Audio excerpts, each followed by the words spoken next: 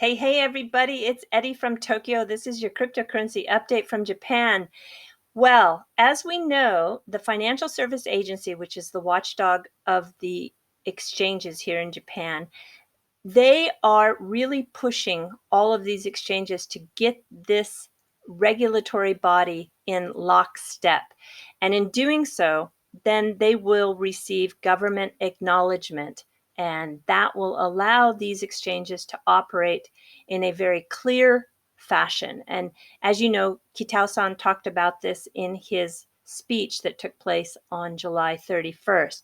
So they have defined their mission, which is defined as protecting the users, and they are looking at basic regulation and trading rules, everything from management to assets to anti-money laundering, also how to deal with the anti-social forces, that refers to the Yakuza here in Japan, also how to deal with claims, complaints, sales, practices in margin trading, how to handle punishment should a member not follow these rules, and also look at ICOs. So the timing is to execute as early as possible, and they are moving ahead. So let's just hope they get that done quickly, because the quicker they get it established, the quicker that the SBI VC website will be promoted.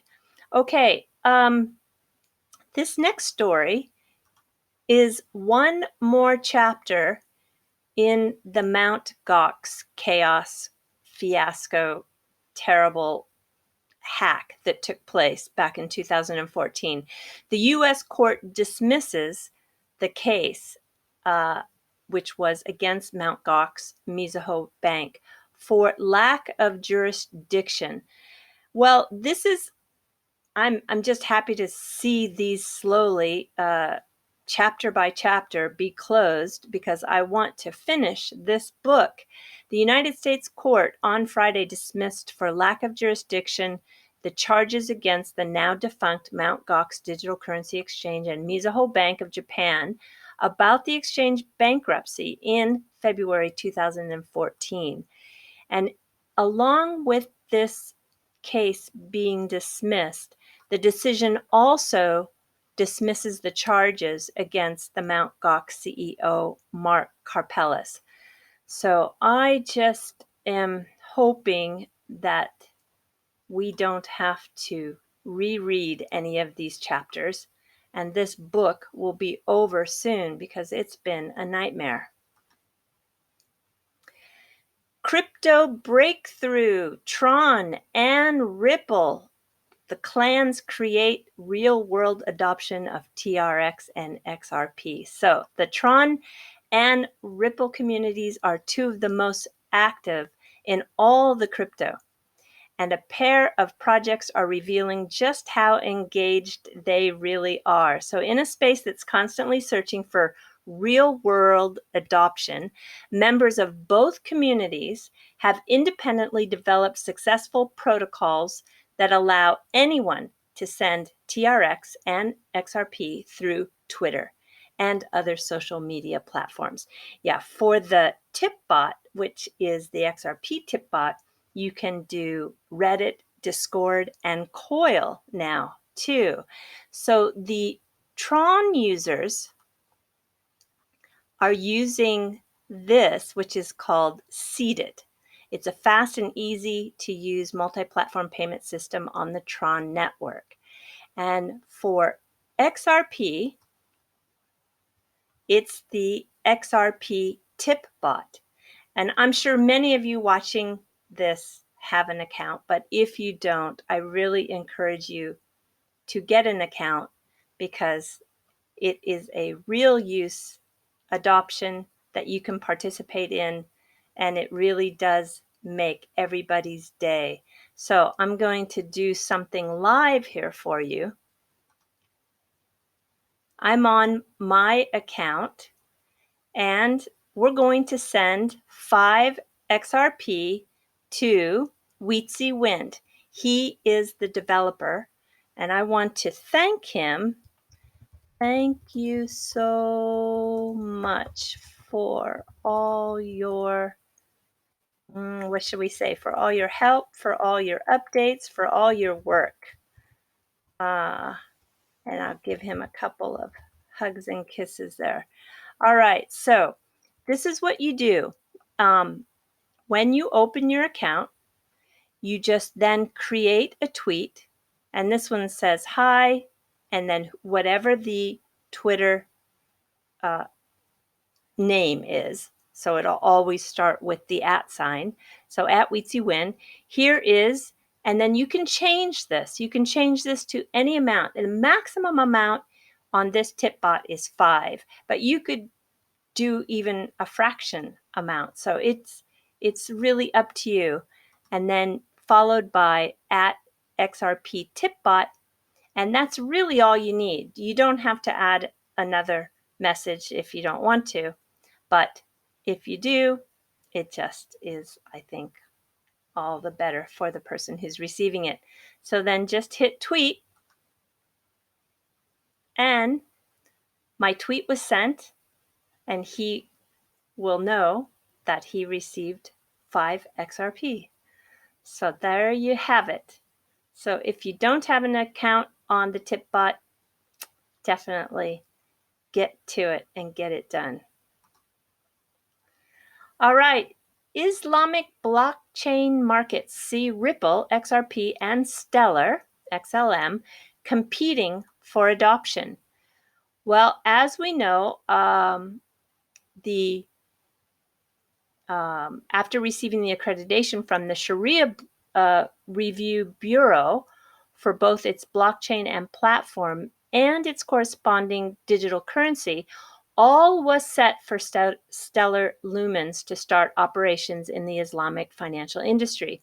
The aforementioned bureau is an Islamic advisory company that is located in Bahrain. And however, Stellar Lumens will have to fend off competitions from Ripple after the firm announced that the National Commercial Bank of Saudi Arabia, Al Ahli Bank, is now a member of RippleNet. So if I take it down here to the bottom, before Ripple made their announcement, Stellar was assured of the dominance over the Islamic financial world. Now that Ripple has joined forces with the prominent institution Al Ahli Bank, Stellar will have to up the ante to remain relevant in the Islamic financial sector. And from a consumer's perspective, the competition between the two companies will result in a vast improvement in service delivery. So that just is interesting, don't you think? And when we look at Stellar, I really want to look at this story. Now, this just came out a few days ago, but I didn't see a lot of coverage, and I think it's important enough we should look at it. So the Visa-backed blockchain firm embraces Stellar cryptocurrency via a merger. So here we have, of course, Jeb McCaleb on the right, and then the gentleman by the name of Ludwin is his last name. What's his first name? Adam Ludwin. Okay, so for the profit subsidiary of the Stellar Development Foundation, it has purchased Chain. So it's really official. A venture-backed blockchain startup with some of the biggest names in enterprise adoption among its customers. So as part of an all-cash deal for an undisclosed amount, however, I did find an amount that I think is disclosing it. The San Francisco-based chain's existing investors include Visa, NASDAQ, and Citi Ventures, and will all receive a return on their investment, according to Chain's co-founder, Adam Ludwig. All right, so you've got this Chain company, which is a cloud blockchain, and that's Adam. Then you have Stellar, part of Jeb McCaleb's company. And they are going to create a new company, and it's called Interstellar. So Adam will be the CEO, and Jed is the CTO. They'll have 60 employees to start. The headquarters are in San Francisco, but they will have offices in New York City. And as part of the deal, the customers that are using the chain core software include Visa, NASDAQ, and Citigroup. And so they will now be served by Stellar. And last year, we know that Visa announced a cross-border payment project using Chain. So you can kind of see how that relationship fits all together.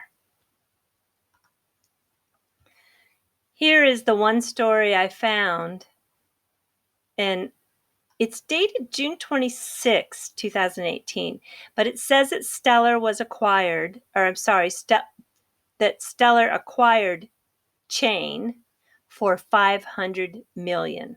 And this is really the only story I could find that talked about a price.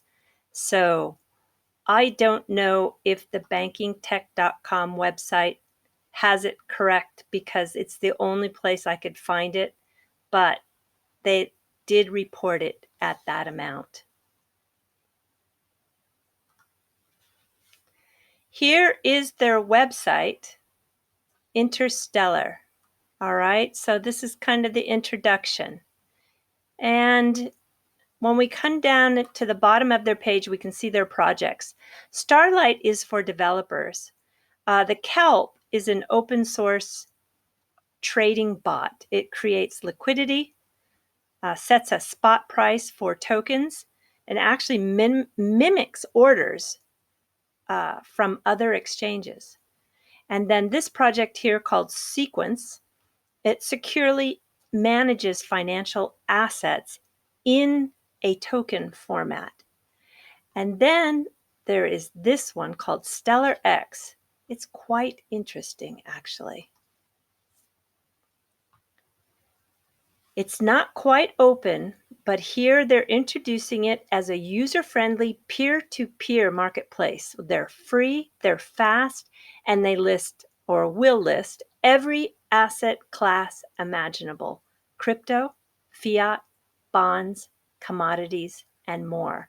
So Stellar X will be open to the public in a few weeks, and you can sign up on their email list if you want to stay in touch with them. And I'm sure they're going to contact everybody when they launch. It's all assets peer-to-peer. So Stellar X is built on Stellar's universal order block. The trades open directly between traders. No middleman, no miners. You trade from your wallet and keep total control of your keys. Fast and actually free. It's just kind of unbelievable. Transactions settle in seconds, and trading on Stellar X costs nothing. We refund your network fees, and we even return Stellar's automatic 1% APR inflation to our users, keeping none of the weekly airdrops for ourselves. And if you want to become a market maker, you will get rewards. So Stellar X Marketplace is greenfield for experienced traders. We pay out 100,000 XLMs, roughly $20,000 each week, to top market makers. Yeah, so I'm on the list and they'll be in touch. I find this very interesting. I want to follow their progress for sure. And since we're looking at people who are in this space, we should look at a press release that just came out a couple days ago. So ACI Worldwide, which is a universal payments company, they are the first certified vendor of SWIFT GPI.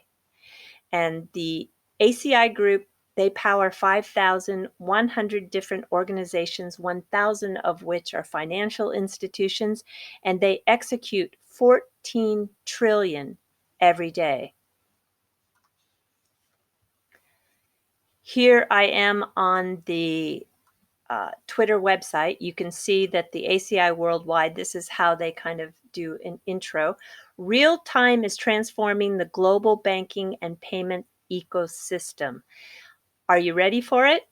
Meet us at Sibos and find out how to transform your business with real-time payment strategies. So they are kind of going to work as a sales arm for Swift. And this year, Sibos is in Sydney, Australia. Last year it was in Toronto. It is really quite an event. If you look at the videos on YouTube, it's a big production event. And something kind of interesting, I found the Swift certified application. So if you want to be part of the GPI network, let me just show you here. This is what you would use. So you can see down here, following connectivity options, these are followed for the Swift certified application. And the GPI certification is using an API tracker, which has been developed by IBM. So in all three of these choices, they're using an IBM WebSphere MQ. If we look at the IBM WebSphere IQ, it is a family of message-oriented middleware. It's a product that IBM launched in December 1993. 1993. It was originally called the MQ series and was renamed WebSphere MQ in 2002 to join the suite of WebSphere products. And in April 2014, it was renamed again as the IBM MQ. So they are working off of a middleware product by IBM that was created in 1993. Okay, I think I want to talk about this. These are part of a 5-series book that was written during the Edo period in the 1600s. And it was by a samurai called Miyamoto Musashi. And the reason why I bring this up is because he talks about 5 elements that are very often referenced by businesses in Japan.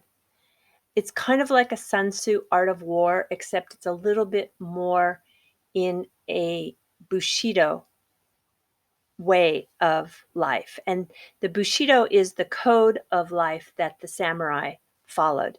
He was a foremost scholar on samurai at the time, and he always said that you must know your competitors. And in battle, victory belongs to the warrior who studies his adversaries. So if you wonder, why did I look at IBM and Stellar and Swift and Ripple? Because they are all in this space competing to grab the market share in the cross-border remittances. So I think it's very important to pay attention to what everybody is doing. And for startups in America, this book has been, these are the original books here. These are written down in a scroll form. That's how the books were originally recorded back in the Edo period. But they have been translated into English, and you can find a couple of versions, but this is one version that startups in the United States is really part of their required reading. So the 5 books, it's called the Book of 5 Rings.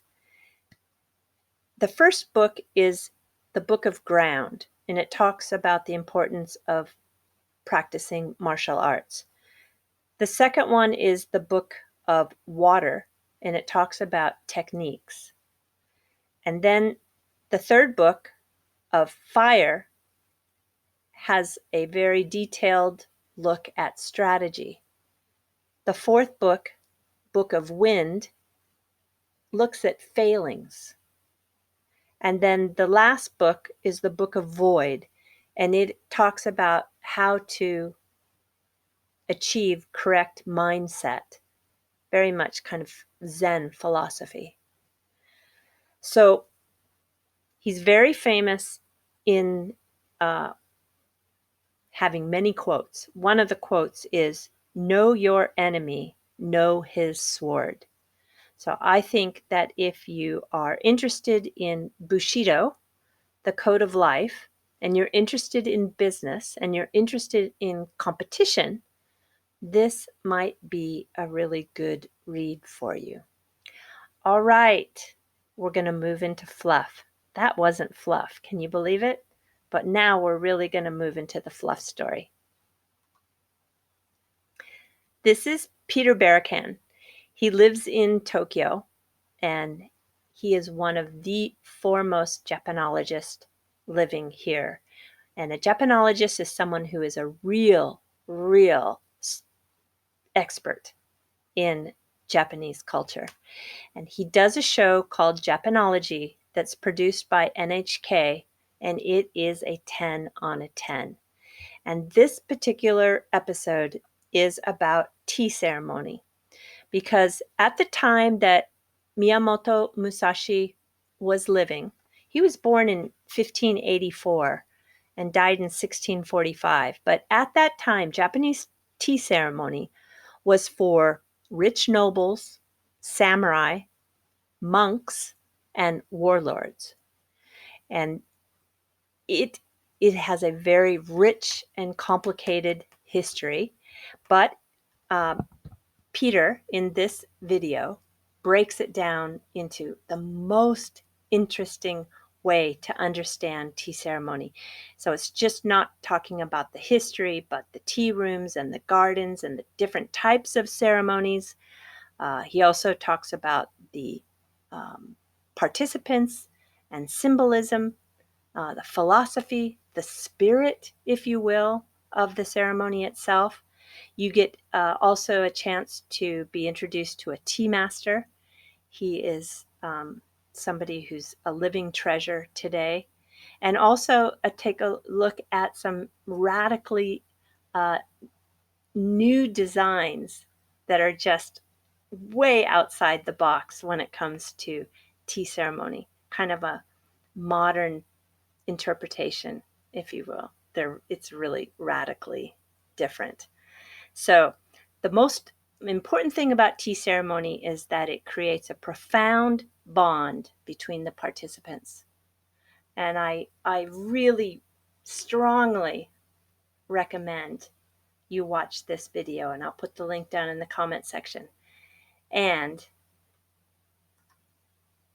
no doubt, when Musashi was doing tea ceremony, he would partake in eating some sort of sweet before you drink your tea. And at that time, in the Edo period, it most likely would have been this red bean curd called yokon, and or a yokon with chestnut. And this is an example of a red bean curd yokon with real chestnut pieces. So yummy. And what I want everyone to have a chance is to, how can I do this? Experience the taste of one of these chestnut Kit Kats. So this is a bag of 12 individually wrapped Kit Kats in a seasonal flavor of chestnut that just came out last week. And this is part of the Kit Kat flavors that are only available in Japan.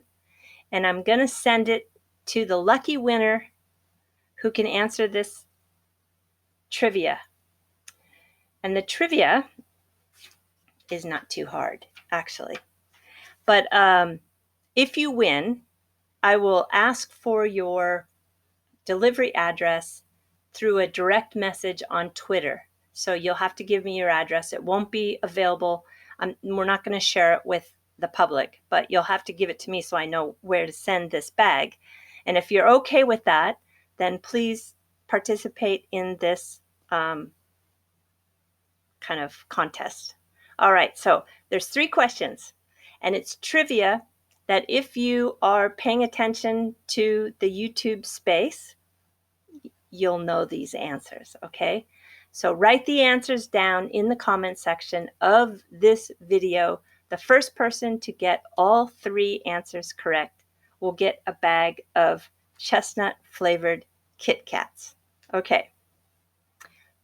Who in this YouTube space has a dog named Pickles? Number 2, please finish the number sequence 5, 8. So please finish the sequence of numbers.